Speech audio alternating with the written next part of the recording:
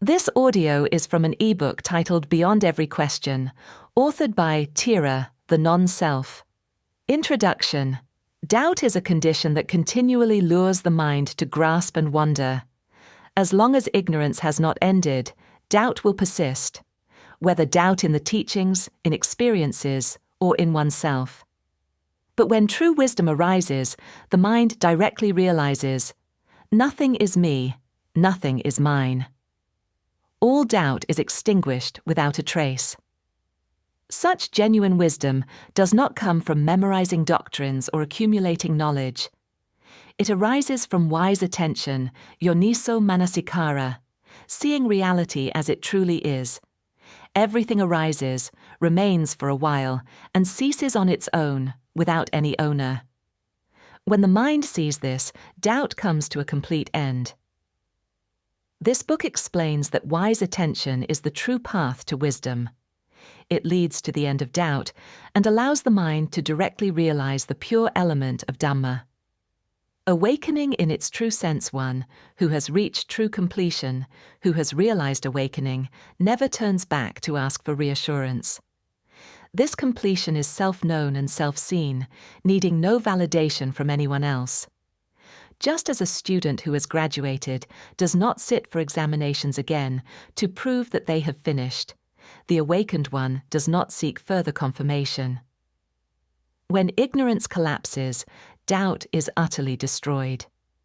This ending comes through wise attention, seeing that thoughts, feelings, memories, emotions, and the act of knowing are merely natural processes, temporary phenomena, that arise and dissolve according to conditions. They are not the self, not me, not mine. Completion is the mind's own direct recognition. It knows by itself that it is finished. Even if no special emotion arises, it is not a problem, for the mind has gone beyond arising and ceasing in conventional terms. What remains is emptiness, clear, pure, and unshakable. True completion is not bound to emotions. It is the ending of hesitation, the dissolving of the urge to seek what lies ahead, and the closing of the door to every form of doubt once and for all. Wise attention and the seeing of non-self. To practice wise attention is to look at everything as it really is. Whether happiness or suffering, the mind sees them as mere phenomena that arise, remain briefly, and pass away. In this way, clinging to self, me, and mine naturally loosens. A pleasant mood is not me. An unpleasant mood is not me. Everything arises to perform its own function and then vanishes on its own. With such contemplation, the heart no longer chases moods, but sees them as nothing more than temporary appearances without an owner.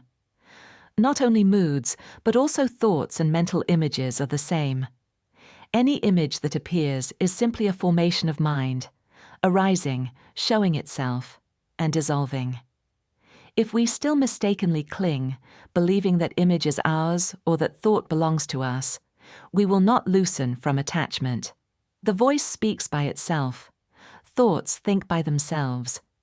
This act of knowing arises by itself, without anyone behind it. It is not me. This is an example of wise attention, seeing non-self directly and clearly. True wise attention is to observe everything until it is seen. Not me, not mine, never myself. With such penetrating wisdom, clinging to happiness, suffering, thoughts, images, moods, memories, and knowing itself is released without effort. Seeing things as they really are. What truly matters is not memorizing teachings or assuming that we understand, but directly observing and seeing with the mind itself, without strain or fixation. Simply seeing again and again.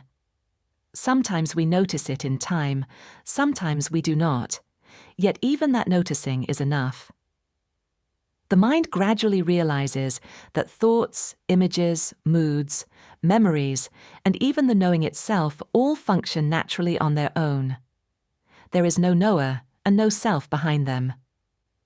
When practicing wise attention, the mind clearly sees that the thought arising now is not me who is thinking.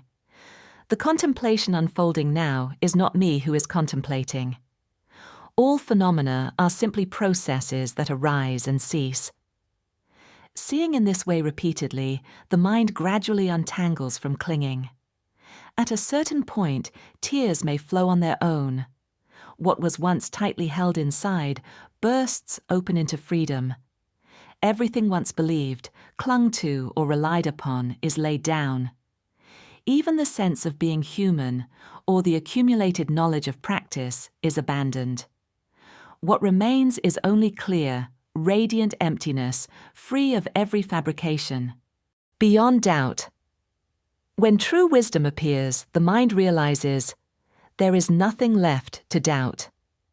Not because someone declared it so, not because a scripture confirms it, but because the mind sees reality directly in every moment.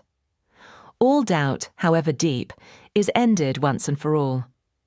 The end of doubt does not come from chasing new answers, but from wise attention, directly seeing things as they are. The doubt that once lingered fades by itself. The mind no longer seeks knowledge, no longer asks for assurance, no longer needs consolation from anywhere. This is the genuine end of doubt, stable and unshakable. It is the cessation of seeking truth, because the mind now abides in truth completely. Conclusion. The path of Dhamma does not end with accumulating knowledge or experiences. It ends when doubt is utterly extinguished by true wisdom. Wise attention is therefore the noble tool that lets us see reality as it is. When ignorance collapses, the mind is luminous, free, and at peace, with nothing left to grasp. The shadow of doubt, long obscuring, vanishes by itself. The practitioner knows without asking anyone, this is the end of suffering. The ultimate aim of practice is not accumulation, but the total end of doubt. And the way to reach it is none other than wise attention, the key that opens the gate to wisdom and true freedom.